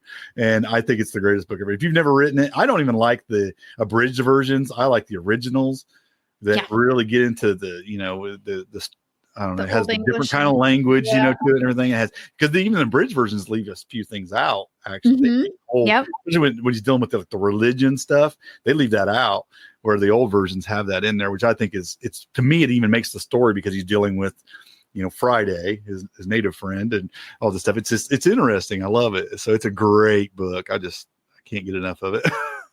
It's probably at least once a year. Funny. Me and that book approach each other. In some form, whether it's reading or listening to it, one of the two. Homestead planning and design. Now, I told you earlier that when I think of homestead planning and design, I think about permaculture, Yeah. So I do think permaculture is one of the best design sciences for homesteading. It just, what it is for me. Yeah. The zones just make so much sense. If somebody was to ask me to define permaculture, I would say common sense design. That's what it is to me. It's just common sense design. Yep. So what do you have? I put down there Silvopasture by Steve Gabriel. Now that works really well if you're a larger acreage. So yeah. Well, I think it applies even on small acreage. Right. Well, and then of course, obviously, I mentioned again Ben Falk's book, because his book really is a lot about design. Yeah. So you have this next one, which I just went to the basics of permaculture because it's like, okay, what do I need to know about permaculture to understand it as designing my homestead? Introduction to Permaculture by Bill Moll, the father of homestead. It basically just lays it out there. What all this means and why it relates to one another and what the purpose of it is and how the design kind of comes together. There is the design manual, which is even more so, but it's also very, very expensive. It's very expensive. I have looked for it multiple times. Yes. Yeah. So it's like $140, $150, I think, right now if you're looking for a new copy of it. It's pretty solid. If I win the lottery, I'm going to buy more bookshelves and more books. And that will be one of them. Yeah. Introduction to Permaculture. I think, but I also wanted to include this one and I forgot to put it on here. Permaculture, Principles and Pathways Beyond Sustainability by David Holmgren is another really good one. Holmgren is so great. That one, he really does a good job of laying out the, I have not read that book. Things. It's really good. I love and hate one thing about it. I love and hate this one thing about it. Okay. You see this little thin cardboard cover. It's because why he would do that. It's because yes, I do. Because it's recyclable material. He's trying to keep it very but you hate environmentally friendly in putting a cover like that, but it's also so delicate you don't want to damage it. You could put the sticky paper on it like libraries. You could, yeah, you absolutely could. But that's a really good. Both of those books are going to introduce you to the design principle of permaculture and help you to understand the layout of a property in a really good way. So I think those are really, really good books when it comes to homestead planning and design. There's so many good ones out there. The ones you mentioned are excellent. Really anything that has to do with like where to put animals, where to put a garden, where to put trees, everything. Yeah. Any book that like Civil Pasture obviously is talking about the trees and the pastures and things like that. I mean, it's like all these books are part of your homestead designs. There's so many out there, but again, the two I mentioned are really the basics. Okay. Yeah. Which I think is important. And I threw this one in kind of last minute. I didn't even know if you'd see it when I threw it in here. I feel like homesteading inspiration category. I did see it when I went back through, and I'm like, oh shoot. That, yeah. And I love that you caught it because, and I tell you why I thought of this one later. And it's like, okay, what are probably the majority of the books on my bookshelves? I would consider homesteading inspiration. And I'm like, why is that? I got to really kind of self-examining a little bit on that. And I'm like, because that's what motivates me. You know, it's like when I want to be motivated to get out there and do something, it's the homestead inspiration books that do that for me. Oh, I don't know. Laura Ingalls Wilder. Yeah. I mean, I look at the majority of the books on my bookshelf are probably, I would put them in this category. And a lot of them maybe one time, but there's some, the ones I mentioned, I've read a couple times because they are just so inspiring. But what did you include in this? Of course, this one I've done book club on, I think 3 times, and I've read it 4 times. 10 Acres Enough. Yeah, 10 Acres. I got it because of you. You recommended it. Yeah. By Edmund Morris. And it's another one of those that was written quite a while ago. And I just love the book. I don't know why I like the book, but there's the story behind it about him and his family leaving the city and going to the farm. And I just love it. I love it. Yeah. It's one of my favorite books. And it really is. And that one I know you can also get free because it's quite a bit older book. You can get that like on archive.org and read it online and stuff. Yeah. So, and then the next one, of course, is, I mean, Harold probably has not read this one. No, I haven't read it. I mean, I would read it. It's called A One Woman Farm. The last name by Wagenrich. I read that. I actually don't own it. I checked it out at the library. And I just really liked it. The lady is a single woman and she wanted a farm. And it's actually kind of humorous, but it is a different thing. I know a few women that are homesteading that are single, and it just goes through the trials of. Yeah, I think it's fascinating. Even if you were a man and you were single, homesteading would be a different thing. Doing it alone, doing it by yourself. So I just found it inspirational. And I saw yours, and I love. A book. This first one I mentioned is not only a very what I would consider inspirational, but very educational too. I mean, it's Paradise Lot. It's 2 plant geeks, 1/10 of an acre, in the making of an edible garden oasis in the city. That is a great book. It is, and I find it both inspiring in their story because it's a story. Their story of doing this homesteading thing on small acreage, but it's also very educational because they talk about plants and they talk about the functions and they talk about things. It's both educational and inspiring.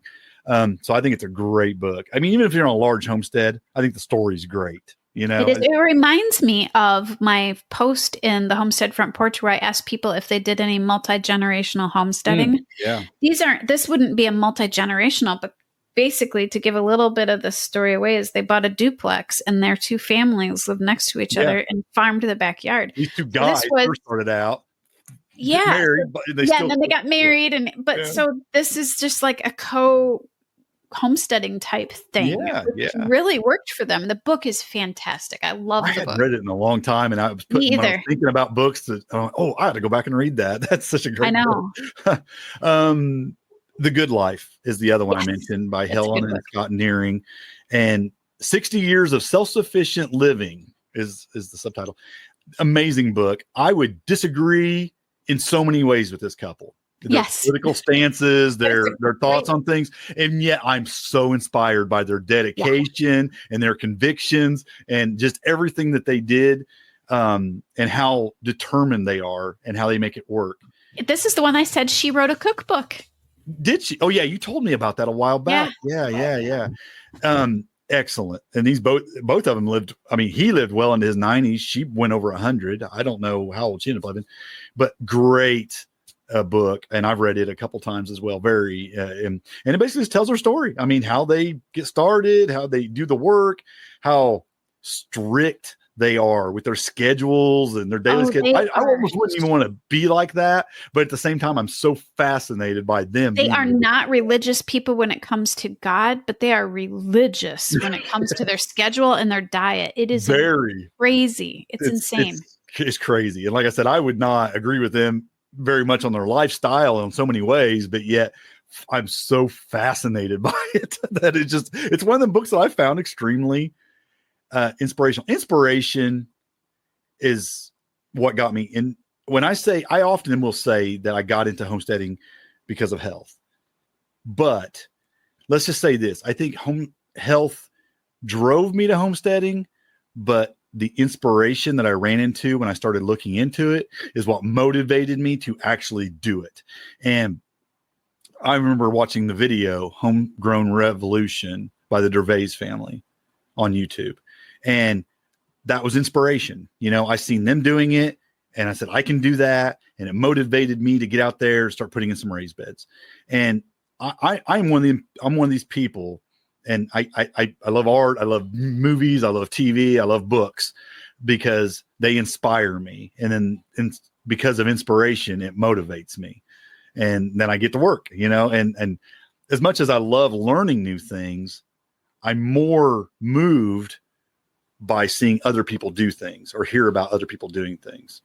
And it's what actually makes me take action a lot of times. So I think it's why it's a majority of my library are these type of books. Yeah, I would agree. Like there's so much, well, I mean, obviously my whole blog, even though I haven't put anything on it in a while, Rewilder Life, the whole thing is Laura Ingalls Wilder because she was such an inspiration to me as I was growing up. And it wasn't about her love story or anything that inspired me. It was their homestead journey. Yeah. That whole, like how Pa drug them all over the country trying to find the best spot for them to homestead and the struggles they went through. They were not successful homesteaders. Now, Laura was after her parents passed away and when she was on her own with Manly, but her parents were not successful. They struggled. You can, even if you just watch the TV series, you can get that from that. Yeah. So, you know, a lot of my books are too. And I'm the same way. I love to watch a good story. There's a couple of homesteaders I watch on YouTube where I don't learn anything and their homestead YouTube isn't even really about learning anything. Kind of you're just following their story. Yeah. And I just love it. It's inspirational. I love seeing people grow and do that and, create a life and love it. And for me, you know, we both ended up here trying to improve our health. Yeah. And it's inspiring. I mean, I have to be inspired. I just have to be. It's not enough for me just to see the how or the why. It's to actually see people doing it and go, I want to be like that, you know, and just have something to aim for. And I find several books do that for me. And like I said, I listed a couple. This could have been the category where I listed 30 books if I really wanted to. I could. I mean, there's so many that I've read. I'm going to want to see your list. There's probably ones on there that I might want to read. I was just sending you my library catalog. You know, I found this one at the library sales. Yeah. When I was at the library, this title caught me and I wasn't going to put it on here because I wasn't sure if I could find the actual book, but there was this book that I found and it was just an old book, probably from the 50s. Cause you know how they had the cloth on them. And I found it at the library sale. It was 25 cents and it was called The Egg and I. And I'm like, that's a weird title, but it had egg in it. And of course, as a homesteader, egg caught my so I bought it 25 cents, kind of went through it. I have been reading it and it's about this couple that go to Washington, the state.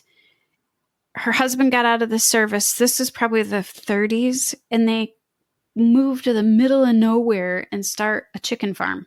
Wow. It's absolutely fascinating. She talks about it. She's kind of funny, but she constantly is battling the weather because it's, of course, wet and cold there, constantly battling her old wood stove and the elements and predators. And it's just, I had never heard of it, but the title caught my eye because it had egg in it. I think I've heard of it. It actually sounds like a movie that was done, and I think it might have been based on that book. Oh, I'm going to have to look it up now. It's an old black and white movie, and it's kind of a comedy. And it's pretty funny in her writing. I think it might be. It sounds really similar to this book. So I'm wondering if that movie is. I have one of my. It's funny because the title is even something similar to that of the movie. That's why. Okay. So I have, we could do movies like this too, because I have. Yeah, I have before. I think I did movie series that I love. It is a movie, The Egg and I, in 1947. I thought so. I'm gonna have to find it. And it's brilliant. It's a great movie. I remember watching. There's a book, and apparently she wrote. When I tried to look it up on Amazon, she apparently wrote 4 books. Well, you got to see the movie. It's hilarious. It's okay, so where do I watch the movie? Right. Do you remember Ma and Pa Kettle? Yeah. I'm thinking this is where they originate from. They're in this movie, and then they are like a spinoff of that movie. Okay, well, the book is hilarious. I believe, if I'm thinking right, it's been a long, long time, like 20 years since I've seen this, but look it up, and I think that's it. Yeah. Okay, so I'm going to have to figure out where to find that book. The Egg and I, look it up. I bet you can find it free somewhere. Oh, probably. On YouTube or something like that. Yeah, but anyways, the book is good. She wrote apparently several others, and I just love it. I'm almost all the way through this first book, and it's humorous. Yeah, it is. The movie's excellent. I love it. Yeah. So check that out. That's funny. Folks, and it's funny that you knew what that was. I thought I had some elusive title. I'm like, wait, this sounds really familiar. I've seen this. I know I've seen it in a movie. Yeah. Well, I think that's a pretty good list to get folks started. And I hope some folks were inspired by it to start a library, because maybe not everybody's a book nut like us, but I also feel like it's, even if you're not a book nut, just for self-sufficiency reasons and preparedness reasons, I feel like having a library just for that security alone on that, to have this information on hand, because of who knows what ever happening. It's nice to at least have, 20, 30, 40 books of similar substance on your shelves, at least. And this is just like the tip of the iceberg. There are so many books out there. So many, too many books. I admit there's not enough time for me to read all the books that I want to read that are on my list. I will admit I've not even read every one that I own. Oh, I haven't either. I've probably read 80% of them. There's probably 20% of them I haven't read. There's a lot I haven't read cover to cover because they're more reference type books. But even the ones that are story type books, there's a bunch of them I haven't read yet. So same here. Yeah, so it's same here. But you always hope that as you get older and you get more time, you can just sit and enjoy reading a bunch of those books, even that you didn't have time to jump into. So well, I guess that's where we'll wrap it up, folks. I hope you enjoyed this podcast, and until next time, happy homesteading. God bless, and grow where you're planted.